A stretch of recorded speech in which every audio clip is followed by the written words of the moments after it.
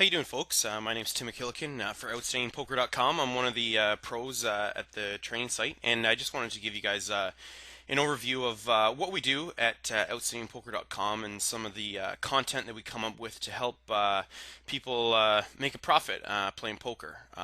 It's not a difficult game once you learn how to sort of play properly, play for the long term, not get your emotions involved, and know some of the more uh, I don't know, in-depth techniques we use to really play profitable poker. So I wanted to give you guys a sample of what we do and some of the content services that we provide through the site. Um, this is typically how we do our videos. This is typically a one table, or sometimes I'll load up two tables to get a little bit more action, but then just talk about my thought process throughout the hands and why I'm making certain moves, and sort of the thought process and reasoning behind it. Or even sometimes if I'm not even involved in the hand, just talking about general poker concepts that are really important to become a long-term successful, profitable poker player. This is the standard setup here. Like I said, one table or sometimes two tables to get a little bit more action. But I cover a lot of different concepts that are vital to being a winning player. One of the main one that I'd like to start with is just talking about positional play. Now, when I say positional play, I'm really stressing that the position you have at the table relative to the dealer or button is very important, because if you get to act last, or after your opponents do on each street, then you have such an advantage because you have that much more information to go on when making your moves. So if you sense that your opponent might be weak, you can maybe push them, bet as a bluff and push them off their hand, or you might be able to just, if you're drawing, you can check behind and not have to worry about putting more money into the pot. If like you would if you check to your opponent and then they sense that you were weak and made a bet. So there's a lot of advantages to that, and in the videos I do get into really positional play as one of the main first concepts that beginners should really start to think about, and one of the fundamental mistakes that a lot of players make that you can really capitalize and take advantage of while you play poker, because really, the main way that you make your money as a poker player is capitalizing on others' mistakes. Like, as long as you're playing solid fundamental poker, you're going to show a profit in the long run. And yeah, people will say, yeah, there's luck involved, and it depends on what cards show up. But in the long run, if you play enough hands, the situations where you're on either side of the luck even out. So a lot of times, if you're just making the right call, then uh, in the long run, it will definitely work out. That's one of the main positional play is one of the main concepts, as well as just like, well, how does positional play affect like starting hand values? So you notice that I have ace five suited here.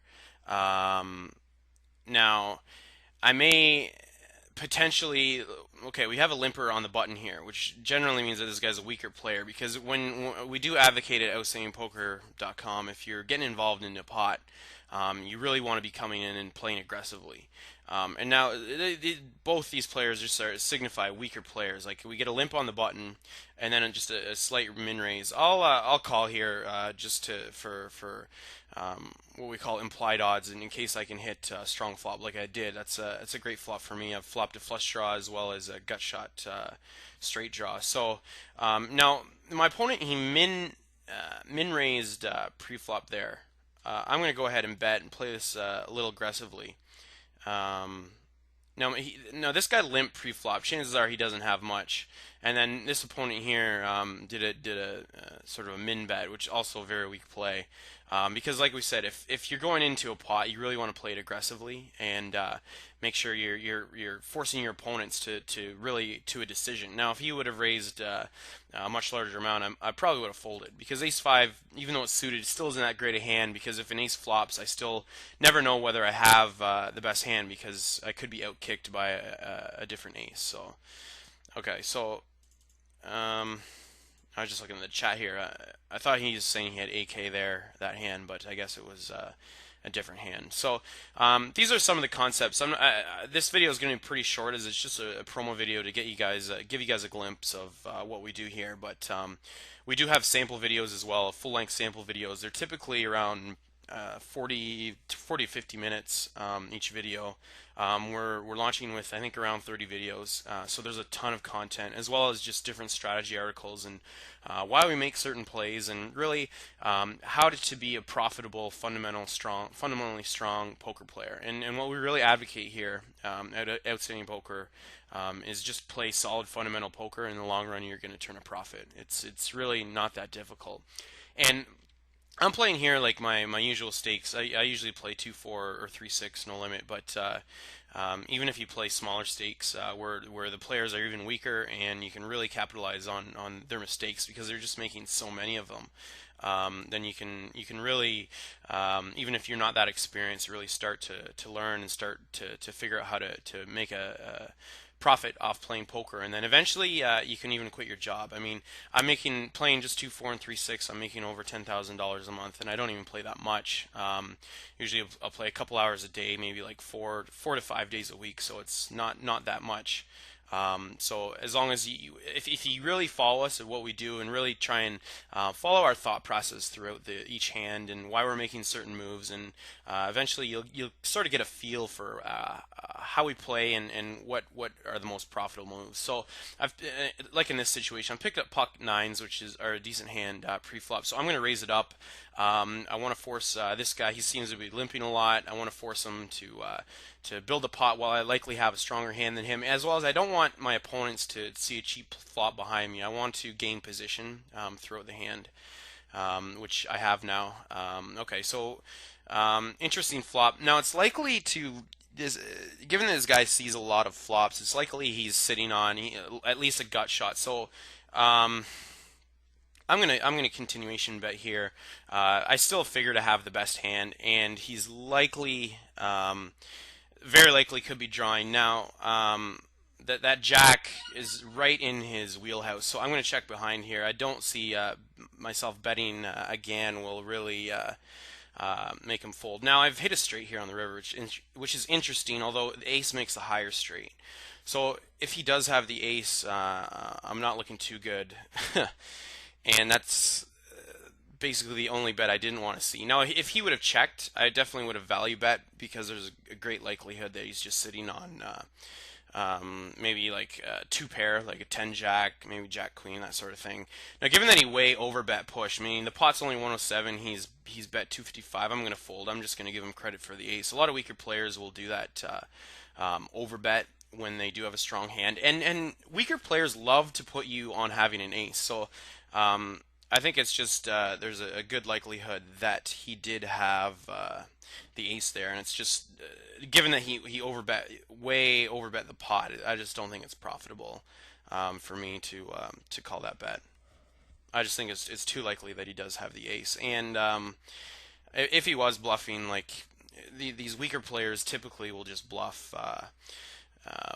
Like small, they don't typically overbet the pot when they're bluffing, so it's just something that you get a feel for as you play enough.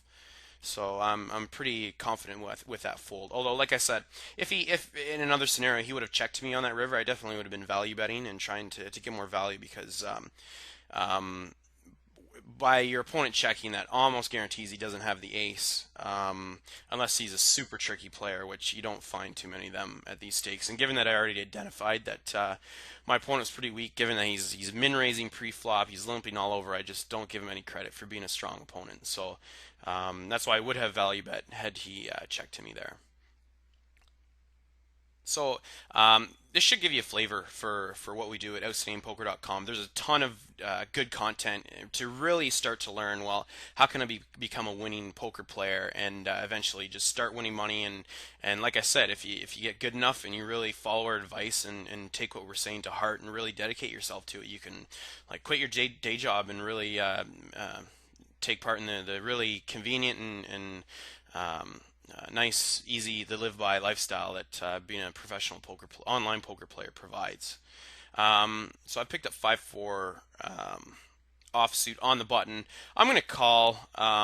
It's kind of a marginal call. You could argue that it folds more profitable as well, but I think this guy's a weaker player. I think I might be able to outplay him on the flop, given that I do have position.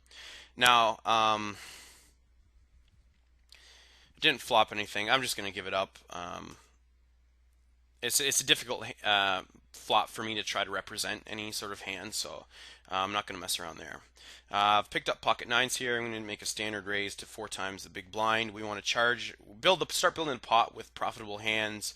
I'd prefer if this guy didn't call behind me, just so that I do have position throughout the hands. The best scenario in this case would be that someone in the blinds calls, and we can play a pot with them. But I mean, I'll take it down pre-flop as well anytime. So ace 10 suited. These are the kind of hands you do want to be careful with, because when an ace does flop, you can always be kind of wary that you'll be outkicked. I'm gonna go ahead and three bet him here. Like I said, when players on the button, they really open up their pre-flop range. So chances are I have a better hand than him, and I want to sort of build the pot and like what just happened there, take it down if I can pre-flop. So, and coming back to positional play, 6-5 offsuit is just not a hand that you really want to get involved in when you're out of position. And when I say out of position, I mean like in the blinds or under the gun, first to act. Where post flop, you're always going to be first to act against your opponent. Is just not a good spot to be in. So you really want to tighten up and make sure you're playing more premium hands in those spots.